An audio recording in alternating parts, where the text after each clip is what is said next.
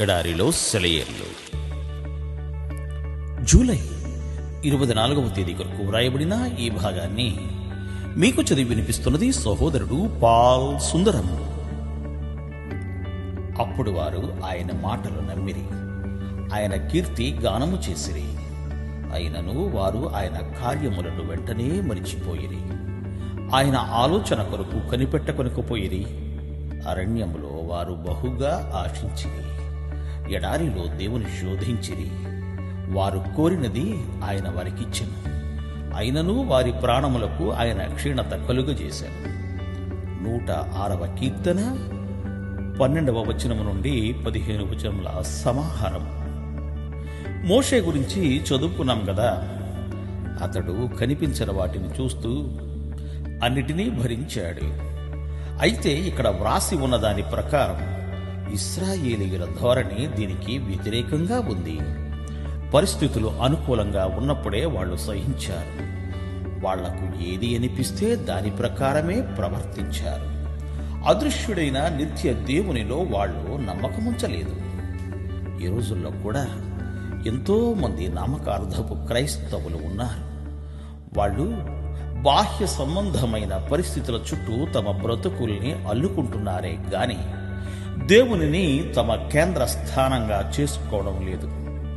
ప్రతి విషయంలోనూ తననే చూడమంటూ దేవుడు మనల్ని మళ్లీ మళ్లీ అడుగుతున్నాడు. ఆయన ఆదేశ ప్రకారమైన దేనిని తేలికగా చూడవద్దని హెచ్చరిస్తున్నాడు. ఇశ్రాయేలు ప్రజల గురించి, అప్పుడు వారు ఆయన మాటలు నమ్మిరి అని చదివాం. వాళ్ళు చూసేదాకా నమ్మలేదు. దేవుడు పనిచేయడం చూసిన తరువాత నమ్మారు. ఎర్ర సముద్రం వద్దకు వచ్చినప్పుడు నిజంగా దేవుణ్ణి గూర్చి సందేహించారు. అయితే దేవుడు వారికి దారి ఏర్పరిచి అవతలి వైపుకు దాటించిన తరువాత ఫరో సైన్యమంతా మునిగిపోవడం చూసి తరువాత నమ్మారు. అలాంటి అల్ప విశ్వాసం వల్ల వాళ్ళు అతుకు బతుకుల జీవితాన్నే గడపవలసి వచ్చింది. వాళ్ళది పరిస్థితుల మీద ఆధారపడ్డ విశ్వాసం. అలాంటి విశ్వాసం మనకు ఉండడం దేవునికి ఇష్టం లేదు. చూడడమే విశ్వాసానికి ఆధారం అని ఈ లోకం అంటుంది. దేవుడు చెప్పేదేమిటంటే నమ్మితేనే చూడగలవు అని.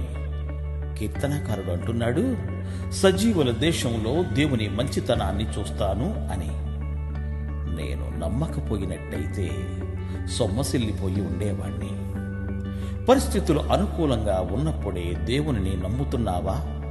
లేక పరిస్థితులు ఎలా ఉన్నప్పటికీ నమ్మకాన్ని దేవునిపై నిలుపుకోగలుగుతున్నావా? విశ్వాసం అంటే కంటికి కనిపించని దాన్ని నమ్మడం. దాని ప్రతిఫలం ఏమిటంటే నమ్మిన దానిని కళ్ళారా చూడగలగడం.